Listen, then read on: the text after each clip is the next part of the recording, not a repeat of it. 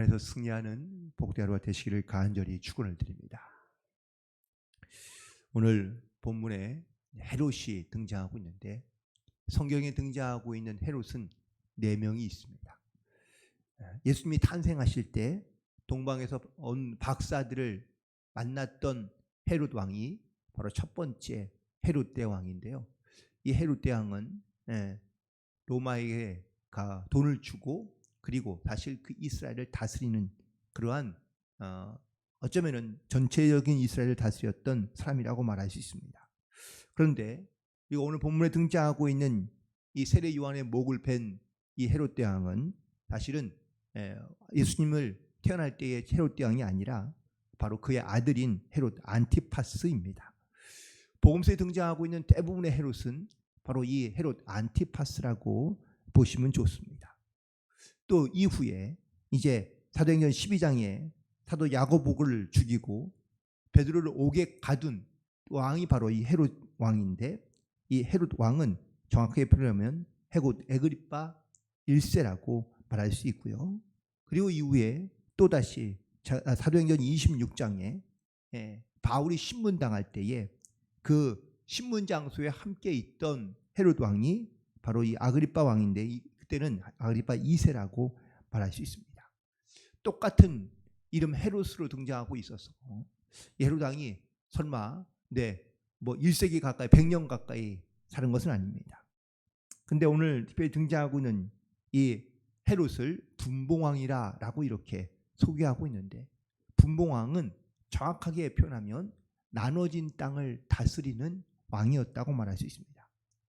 아버지인 헤롯 대왕이 죽고 난 다음에 이 이스라엘 땅은 3개로 나누어졌습니다. 3개로 나누어진 곳에 한 곳을 다스린 사람이 바로 이 헤롯 안티파스였고 자기의 조카인 빌립이 있는데 그 헤롯 빌립 1세가 바로 자기 조카이면서 혹은 또 분봉왕의 한 사람이라고 말할 수 있죠.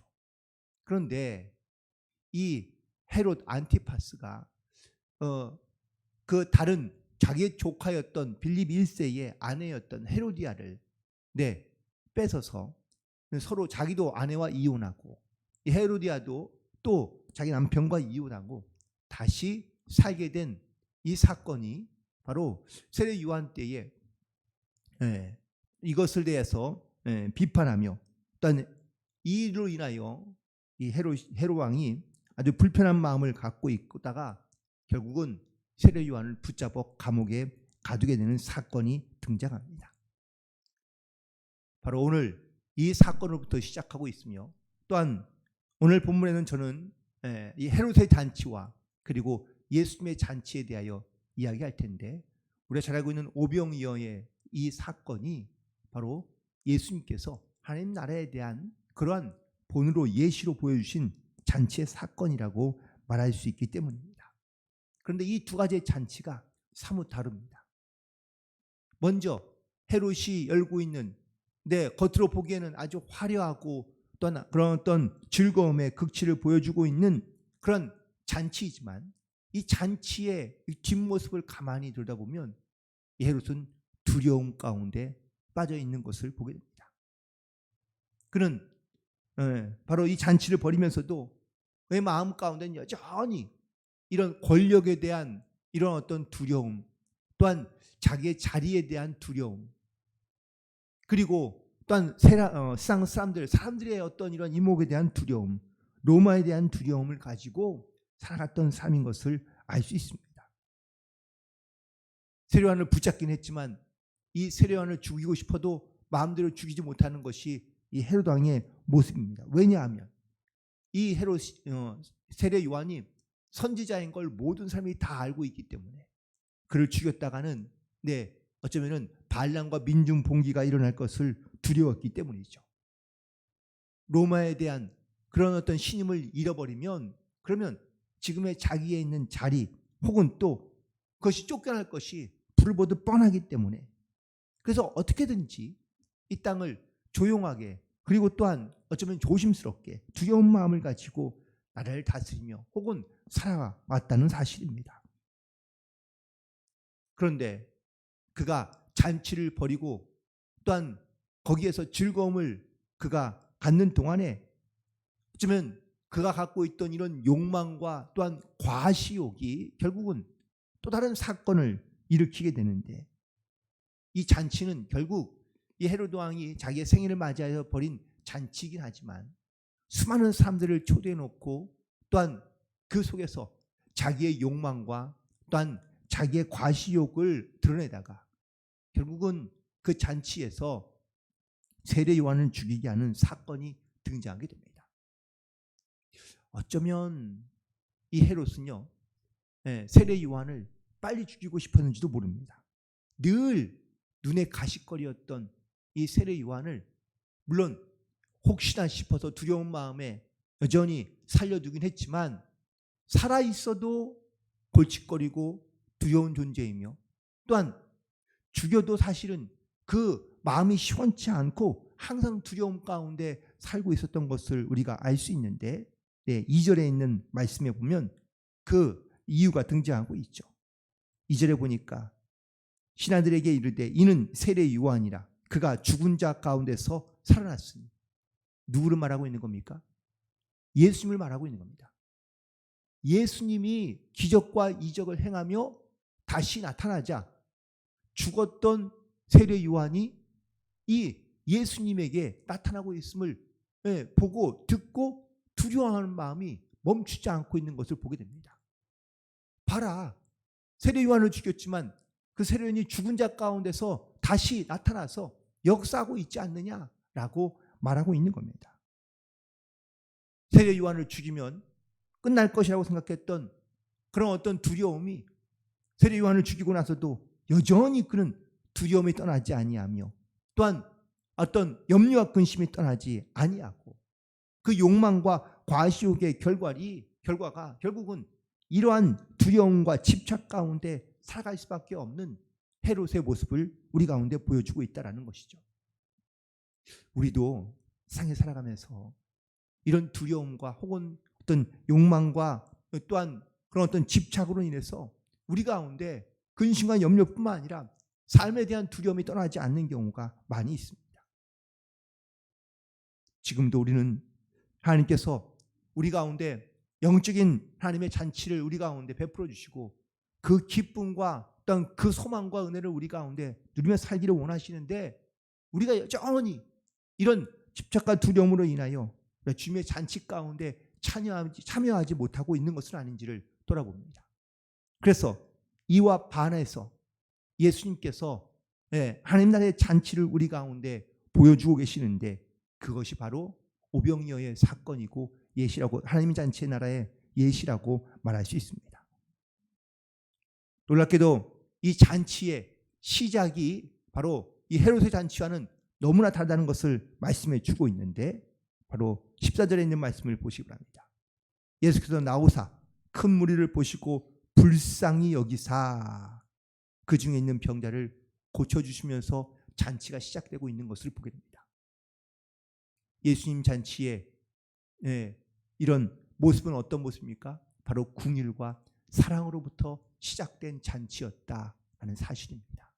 병자들이 모이고 병자들을 고쳐주고 그들을 위로해주며 또한 그들 가운데 긍휼과 사랑을 베풀어 주시는 이 잔치는 바로 기쁨과 그리고 성령이 충만한 그런 잔치였는 줄로 믿습니다. 두 번째, 이 잔치의 매우 중요한 그런 중심은 바로 생명을 구원하는 데 있었다라는 사실이죠. 예수님이 그냥 긍휼과 안타까운 마음, 사랑하는 마음을 가지고만 멈춘 것이 아니라 그중에 병자도 고치고 또한 그들 가운데 하나님의 말씀을, 나라를 가르쳐 주시는 그러한 하나님의 말씀도 있던 것을 보게 됩니다. 결국 이 잔치는 그 영혼을 구원하시고자 하는, 생명을 살리고자 하는 하나님의 구원의 잔치가 바로 이 오병이어의 잔치 가운데 나타나는 줄로 믿습니다. 특별히 말씀 속에서 이 헤롯과 그리고 이 헤로디아가 권력과 또한 그런 어떤 자기의 욕망에 사로잡혀 살아가고 있는 모습들을 보여주는데 우리 가운데 이런 죄악이 들어오고 난 다음에 살아가게 된 인간의 그런 죄악된 모습 크게는 두 가지가 있는데, 첫 번째는 탐욕입니다. 이게 바로 이 에덴 동산의 선악과 사건이 이것을 보여주고 아주 대표적인 사건인데, 내가 저것을 먹고 싶다, 가지고 싶다, 이건 바로 탐욕이고, 두 번째는 지배욕인데, 지배욕은 내가 저걸 먹으면 하나님같이 되리라 라고 말한 그 말에, 그게 바로 탐욕을 넘어서 그를 다스리며 지배하고자 하는 이 지배욕이 죄된 인간의 두 가지의 모습이라고 볼 수 있습니다. 헤롯과 헤로디아는 바로 이 탐욕과 지배욕을 보여주고 있는 그러한 모습이라고 말할 수 있습니다. 자기의 욕망을 채우기 위해 수단과 방법을 가리지 않는 그러한 헤로디아나, 또한 두려움 가운데 있지만 여전히 그 욕망을 채우며 권력을 차지하려는 이런 헤롯의 이런 지배, 탐욕이 바로 두 사람이 보여주고 있는 그러한 죄의 모습이라고 말할 수 있습니다. 이런 모습과는 대조적으로 오늘 오병이어의 잔치는 탐욕과 지배욕이 아닌 세상을 사랑으로, 은혜로, 또한 병자를 고침으로, 자기 희생으로 많은 사람들을 구원하고자 하는 그러한 나눔의 모습과 또한 아름다운 잔치의 모습을, 천국 잔치의 본을 우리 가운데 보여주고 있는 사건이라고 말할 수 있는 줄 믿습니다. 결국 오늘 예수님께서 보여주신 이 오병이어의 잔치는 바로 나눔의 잔치였다는 사실을 깨닫게 됩니다. 이 나눔의 잔치에서 제자들이 수많은 사람들의 먹을 것이 없으니 이제 다 마을로 돌아가서 각자 알아서 먹게 해달라고 이렇게 요청하자 예수님께서 제자들에게 말씀하십니다. 너희가 먹을 것을 주라 라고 명하십니다. 제자들은 자기들이 먹을 것을 가져와 봤더니, 모아봤더니 이제 기껏해야 오병이어 뿐입니다. 자기들이 가지고 있는 것을 예수님께 가지고 나오자 예수님께서 그 오병이어를 축사하시고 그리고 가서 나누어 주라 라고 명하시니, 그때 나누어 줬더니 거기에 있는 수많은 장정만 5,000명이 넘는 그런 사람들이 모두 다 배불리 먹고 그리고 12광주리가 남게 된 줄로 믿습니다. 이 사건에서 우리가 주목해야 될 것이 있습니다. 그건 바로 예수님께서 하신 말씀입니다. 너희가 먹을 것을 주라. 예수님도 제자들에게 먹을 것이 없다고, 또한 넉넉하지 않다는 것을 알고 계시지만 예수님께서 제자들에게 하신 말씀은 바로 제자들을 통하여 예수님께서 어떠한 믿음으로 나아오는지, 어떠한 순종으로 나아가는지, 또한 그 작은 것조차도 나눌 만한 그런 마음이 있는지를 우리 가운데 묻고 있는 질문이라고도 말할 수 있습니다. 하나님 나라의 모형은 바로 이처럼 작은 것이라도 함께 나누는 그런 사랑과 은혜 가운데 있다는 사실을 우리 가운데 말씀하고 있는 줄로 믿습니다. 그리고 예수님의 나라의 모형은요, 많은 사람들이 바로 예수님을, 이 사건 이후에 예수님을 붙잡아 자기의 임금으로 삼으려 하는 것을 예수님께서 아시고, 그리고 그 자리를 떠나 산으로 올라가신 것을 알 수 있는데, 사람들은 예수님을 바로 이처럼 헤롯이 자기의 임금을 다스리고 있는 어떤 그런 임금의 모형으로 예수님을 바라보고자 하지만, 예수님은, 하나님의 나라는 그렇게 이루어지는 것이 아니라 바로 이 긍휼과 사랑과 은혜와 베품과 나눔으로 인하여 세워지는 하나님의 나라를 선포하며 증거하시고 계시는 줄로 믿습니다. 우리는 이 두 가지의 잔치를 통하여 하나님의 나라와 모습이 어떤 것인지, 혹은 인간의 욕망과 탐욕이 어떠한 결과를 가져오는지를 우리는 다시 한번 돌아보게 됩니다. 죄로부터 우리가 깨끗함을 입고 또한 새롭게 되어 하나님 나라의 백성으로 이 땅 가운데 우리가 살아가는 것은 모든 죄와 사망 권세를 이기신 예수님을 바라보며, 그리고 그 예수님의 은혜와 사랑을 가지고 우리도 세상 가운데 또한 사람들 가운데 나아가야 될 줄로 믿습니다. 예수님은 죽음으로 끝난 것이 아니라 부활하심으로 말미암아 바로 우리 가운데 이 부활의 소망을 우리 가운데 말씀해 주시니 이 믿음과 또한 부활의 소망을 가지고 그리고 우리를 사랑하시며 또한 죽기까지 우리를 사랑하신 그 주님의 은혜의 사랑을 기억하며 우리도 그 사랑을 이 땅 가운데 나누며 베풀며 또한 그 은혜를 복음을 증거하며 나아갈 수 있는 그런 복된 성도가 되기를 간절히 소망하며 내 삶에서 이런 하나님의 나라의 잔치가 우리 가운데 열려지고 또한 선포되고 증거되기를 간절히 소망합니다. 여전히 우리 세상의 삶에서 어떤 인간적인 어떤 탐욕과 욕심과 두려움과 염려로 인해서 사실 해롭고 같이 살아갈 수밖에 없을 때가 많습니다.